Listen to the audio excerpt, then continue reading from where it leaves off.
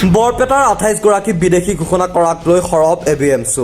সেই পৰিয়ালৰ কোনোবা মুৰব্বী ব্যক্তি এজন বাংলাদেশী হয় বা সেই পৰিয়ালৰ কোনোবা এজন সদস্য বাংলাদেশী হয়, তেনেহলে তেওঁলোকৰ পৰিয়ালৰ বাকী সদস্যসমূহ কেনেকৈ ভাৰতীয় হ'ব পাৰিব? নাম, উপাধি, দাড়ি, টুপি, লুঙি চাই বাংলাদেশী সজোৱা হয় অসমত। অসমত চৰকাৰীভাৱে বাংলাদেশী বনোৱা হয়। নিৰ্দিষ্ট এটা জনগোষ্ঠীক বিদেশী সজোৱা বন্ধ কৰক। অসমত ডিটেনেশ্যন কেম্প বন্ধ কৰক।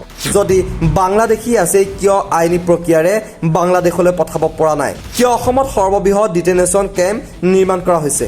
ভাৰতীয় মানুহক বিদেশী সজাই ডিটেনেশ্যন কেম্পলৈ যোৱা বন্ধ কৰক। বিদেশী ন্যায়াধিকৰণৰ ত্ৰুটিপূৰ্ণ ব্যৱস্থা পুনৰীক্ষণ হ'ব লাগে।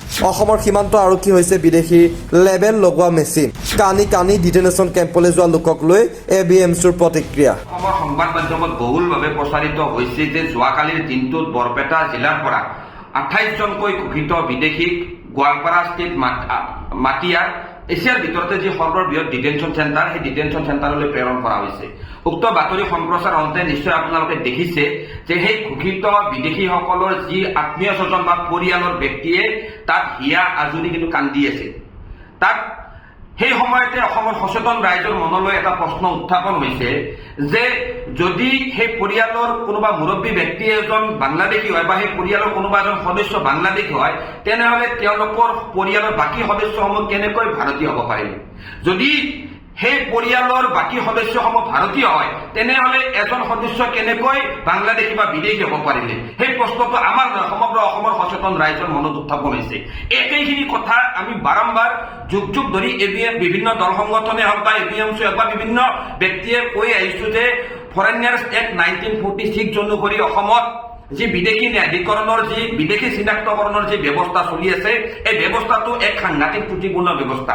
1946 যিখন ফৰেইনাৰ্ছ এক্টত যিটো বাৰ্ডেন অফ প্ৰুফ অভিযুক্তৰ হাতত থাকে, অৰ্থাৎ যিজন ব্যক্তিক বৰ্ডাৰ আৰক্ষীয়ে বিদেশী বুলি অভিযুক্ত কৰিছে, সেই ব্যক্তিজনেহে নিজকে ভাৰতীয় বুলি প্ৰমাণ কৰিব লগা হয় বিদেশী ন্যায়াধিকৰণত গৈ। আৰু সেই সুৰুঙা লৈ অসমৰ সীমান্ত আৰক্ষীয়ে বা নিৰ্বাচনী আয়োগে বিভিন্ন ৰিফাৰেন্স কেছ বা ডি ভোটাৰৰ নামত অসমৰ হেজাৰ হেজাৰ লাখ লাখ প্ৰকৃত ভাৰতীয় নাগৰিকক একমাত্ৰ নাম আৰু উপাধিৰ বাবে আজিৰ তাৰিখত বিদেশীৰ লেবেল লগাই অত্যাচাৰ কৰি আহিছে। এই কথাসমূহ বিভিন্ন সময়ত মহামান্য গুৱাহাটী উচ্চ ন্যায়ালয়, মহামান্য উচ্চতম ন্যায়ালয়ৰ বিভিন্ন ৰায়দানত স্পষ্ট হৈ পৰিছে। 2013 চনত মুছলিম মণ্ডল ভাৰ্চেছ ষ্টেট অফ আছামৰ যিটো গোচৰৰ ৰায়দানত মহামান্য গুৱাহাটী উচ্চ ন্যায়ালয়ে স্পষ্টকৈ কৈছে যে এটা ফেয়াৰ ট্ৰায়েল হ'বলৈ হ'লে এটা ফেয়াৰ ইনভেষ্টিগেশ্যন জৰুৰী। কিন্তু এই ক্ষেত্ৰত আমি ABMSU on record on challenge দি আমি ক'ব পাৰো যে অসমত যিসমূহ গোচৰ বিদেশী ন্যায়াধিকৰণত ৰুজু হৈছে বা যিসমূহ গোচৰ সীমান্ত আৰক্ষীয়ে বিদেশী ন্যায়াধিকৰণলৈ প্ৰেৰণ কৰিছে, সেই গোচৰসমূহত কেতিয়াও সুস্পষ্ট সঠিক তদন্ত অসমৰ সীমান্ত আৰক্ষীয়ে কৰা নাই। নিৰ্বাচনী আয়োগে কোনো ধৰণৰ তথ্য পাতি অবিহনে আজি অসমৰ লাখ লাখ ব্যক্তিৰ নামৰ আগত ডি ভোটাৰ লগাই দিছিল। তো এই ব্যৱস্থাবিলাকৰ জৰিয়তে এটা কথা বাৰম্বাৰ স্পষ্ট হৈ আহিছে যে অসমৰ বিদেশী ন্যায়াধিকৰণখন হ'ল অসমৰ প্ৰকৃত ভাৰতীয় নাগৰিকক বিদেশী সজোৱা এক কাৰখানা, আৰু সীমান্ত আৰক্ষী হৈছে অসমৰ প্ৰকৃত ভাৰতীয় নাগৰিকক বিদেশী লেবেল লগোৱা এক সঁজুলি। আৰু এই ধৰণেৰে আজিৰ তাৰিখত অসমৰ বিভিন্ন শ্ৰেণীৰ জনগণক, বিশেষকৈ সংখ্যালঘু জনগোষ্ঠীৰ বিভিন্ন ব্যক্তিক, হেজাৰ হেজাৰ ব্যক্তিক এনেকৈ নিজৰ দেশতে বিদেশীৰ লেবেল লগাই নিৰ্যাতন চলাই থকা হৈছে। যদি সঁচাকৈ অসমত বাংলাদেশী আছে, সেই বাংলাদেশীসকল যদি কোনোবা বিদেশী ন্যায়াধিকৰণে ঘোষণা কৰিছে, তেনেহলে সেই বাংলাদেশীসকলক গ্ৰেপ্তাৰ কৰি আইনী প্ৰক্ৰিয়াৰ মাজেৰে বাংলাদেশলৈ কিয় ডিপৰ্ট কৰিব পৰা নাই? সেই প্ৰশ্ন আমি উত্থাপন কৰিছো। কিয় ডিটেনশ্যন চেণ্টাৰ বন্দী কৰি ৰাখিব লগা হৈছে? কিয় এছিয়াৰ ভিতৰতে সৰ্ববৃহৎ ডিটেনশ্যন চেণ্টাৰ অসমত স্থাপন কৰিব লগা হৈছে? কাৰণ বাৰম্বাৰ কৈ আহিছো যে অসমত চৰকাৰীভাৱে অসমত বিদেশী বনোৱা হয়।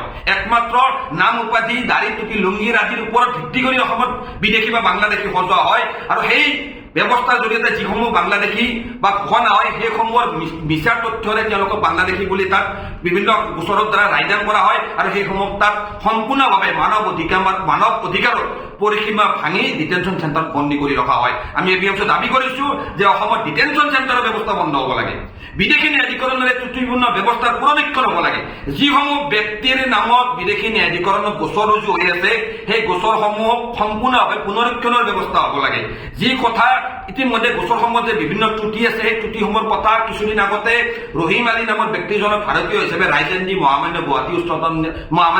উচ্চতম ন্যায়ালয়ে স্পষ্টকৈ কৈছে, যদি অসম ভাৰতৰ দৰে গণতান্ত্ৰিক দেশ এখনত ডিটেনশ্যন চেণ্টাৰৰ কোনো প্ৰয়োজনীয়তা নাই যদি বাংলাদেশী আছে তেওঁলোকক ধৰি আইন অনুসাৰে বাংলাদেশলৈ ৰিপৰ্ট কৰক বা যি দেশৰে নাগৰিক সেই দেশলৈ ৰিপৰ্ট কৰক এনেকৈ অসমৰ নিৰ্দিষ্ট এটা জনগোষ্ঠীক বাংলাদেশীৰ নামত অত্যাচাৰ বন্ধ কৰিবলৈ আমি এবিএমচি দাবী জনাইছো অসমৰ সৰ্বস্তৰৰ জনগণক আমি আহ্বান জনাইছো যে আপোনালোক সকলোৱে এই অগণতান্ত্ৰিক অসাংবিধানিক ব্যৱস্থাৰ বিৰুদ্ধে মাৰ বান্ধি ওলাই এই গণতান্ত্ৰিক আন্দোলন সাব্যস্ত কৰিব লাগে যিসমূহ ব্যক্তিক আইনৰ সহায়ৰ প্ৰয়োজন সেই মানুহখিনিক আইনৰ সহায়ৰ ব্যৱস্থা কৰিব লাগে তাৰ কাৰণে এবিএমচি সদায় চিৰদিন চিৰকাল আমি কাম কৰি আহিছো আৰু আগন্তুক দিনতো এই অন্যায়ৰ বিৰুদ্ধে আমি এবিএমচি মাত মাতি যাম বৰপেটাৰ যি 28 জন ব্যক্তিক যোৱাকালিৰ দিনটোত বিদেশী সজাই ডিটেনশ্যন চেণ্টাৰলৈ প্ৰেৰণ কৰা হ'ল সেই পৰিয়ালসমূহক যিখিনি সহায় সহযোগ কৰিব লাগে তাৰ কাৰণে আমি এবিএমচি প্ৰস্তুত আৰু এবিএমচি আহ্বান জনাইছো যে ডিটেনশ্যন চেণ্টাৰত বন্দী হৈ থকা যিমান পৰিয়ালৰ ব্যক্তি আছে সেই পৰিয়ালসমূহক আইনী সাহায্য প্ৰদান কৰিবলৈ অসমৰ সংখ্যালঘু দল সংগঠন মাৰ বান্ধি ওলাই আহিব লাগে।